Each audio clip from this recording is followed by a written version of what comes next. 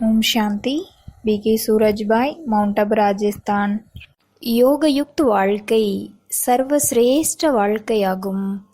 இந்த வாழ்க்கையில் மனிதர்கள் உலகம் என்ற நாடக மேடையில் விதேகியாகி வலம் வருகின்றார்கள். அவர்கள் அனைத்தையும் பார்க்கின்றார்கள். ஆனால் எதனாலும் அவர்கள் பிரபாவிக்கப்படுவதில்லை. அதாவது எந்த ஒரு பொருளின் கவர்ச்சியோ தாக்கமோ அவர்களது மனத்திரையில் பதிவதில்லை. நிர்லேப் ஸ்திதி அவர்களிடம் வந்துவிடுகிறது. கர்மா செய்தாலும் அன்பானவராகவும் விடுபட்டவராகவும் இருக்கின்றார்கள். அவர்கள் சம்பந்தங்களை ஆத்மீக பாவனையுடையதாக மாற்றிவிடுகின்றார்கள். வள்ளலின் நினைவில் நிலைத்து விடுகின்றார்கள். சிரேஷ்ட யோகிகளின் அடையாளமே யோகயுக்த் வாழ்க்கையாகும். உலகில் அநேகர் யோகம் செய்கின்றார்கள். ஆனால் யோகயுக்த் வாழ்க்கை வாழ முடிவதில்லை. அதாவது அவர்களால் இனிமையானவராக இருக்க முடிவதில்லை. அவர்களுடைய வார்த்தையில் இனிமை இருப்பதில்லை. அவர்களுடைய திருஷ்டி சிரேஷ்டமாகுவதில்லை. அவர்களுக்கு அதிகமான ஆசை இருப்பதால் அவர்களால் பலனை எதிர்பார்க்காமல் இருக்க முடிவதில்லை. அதனால் அவர்கள் களங்கமற்றவராகவும் ஆகுவதில்லை. உண்மையான யோகிகளிடம் இந்த அனைத்து லட்சணங்களும் வெளிப்படையாகவே தெரிகின்றது. வாருங்கள், நாம் அனைவரும் யோகியாக ஆகுவோம். கீதையில் உள்ளது, யோகிகள் ஞானிகளை விட உயர்ந்தவர்கள். யோகிகள் தபஸ்விகளை விட உயர்ந்தவர்களாக இருக்கின்றார்கள்.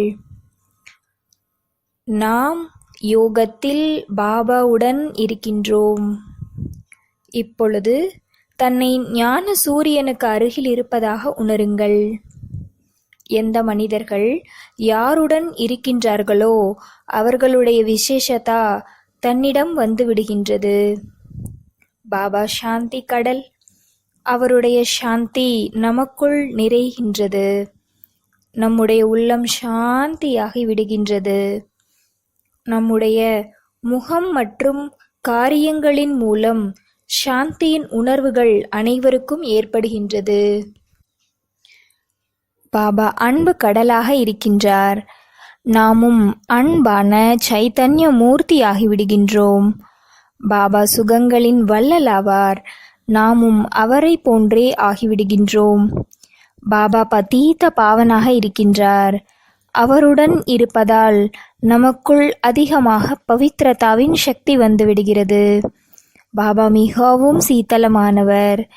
நாமும் சீத்தலமானவர் ஆகிவிடுகின்றோம். இப்பொழுது தன்னைத்தானே சோதனை செய்யுங்கள். யோகம் செய்து நான் பாப்சமான் குணங்களின் சொரூபமாக ஆகியுள்ளேனா?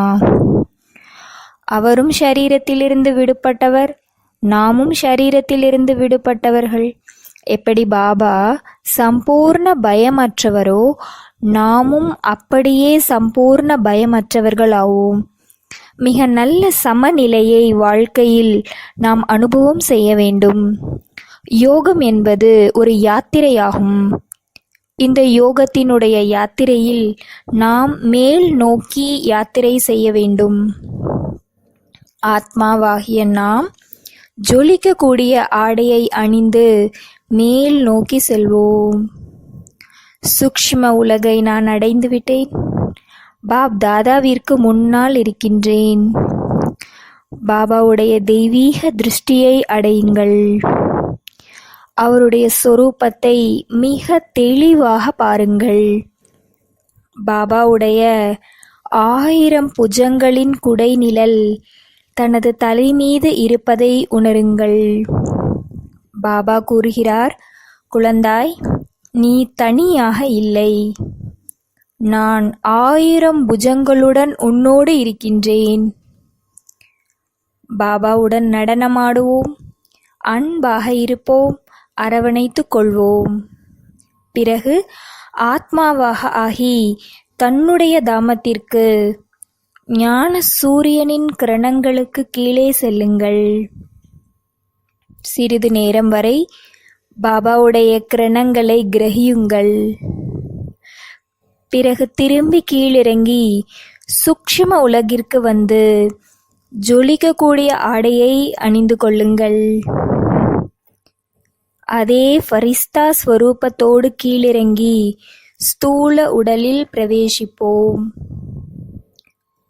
நம்முடைய இந்த ஆன்மீக யாத்திரை நமக்கு மிகவும் சுகம் கொடுக்கக்கூடியது, ஒரு நிலைப்பாட்டை அதிகரிக்கக்கூடியது. எனவே இன்னும் யோகம் செய்வதற்கு நமது மனம் விரும்பும். நினைவில் வைத்துக் கொள்ளுங்கள், யாருக்கு வீணானதில் கொஞ்சம் கூட ஆர்வம் இல்லையோ அவர்களால் தான் யோகியாக ஆக முடியும். கவனம் கொடுங்கள். வீணானதை கேட்பது, பார்ப்பது, பேசுவது, வீணானதை சிந்தனை செய்வது, இதில் என்னுடைய விலை மதிக்க முடியாத நேரம் வீணாகவில்லைதானே? ஓம் சாந்தி.